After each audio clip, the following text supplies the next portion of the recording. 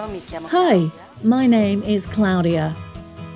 My colleagues and I have decided to restore a farmhouse and open a bed and breakfast in the green plains of the Friuli countryside, which is a province of Pordenone.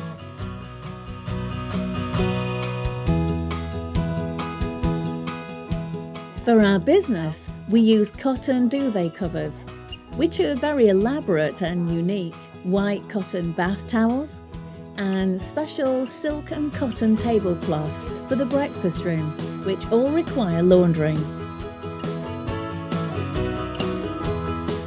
Unfortunately, the washer we use is a small domestic machine that doesn't handle the workload well and is causing us to have trouble processing the mass and quantity of items that need to be washed on a daily basis. Based on our average number of customers, we do 4 to 10 loads of laundry per day.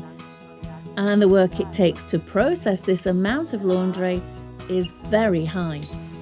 What we need is a more robust machine that we could use frequently on a daily basis and would be able to process a large amount of laundry in a short time.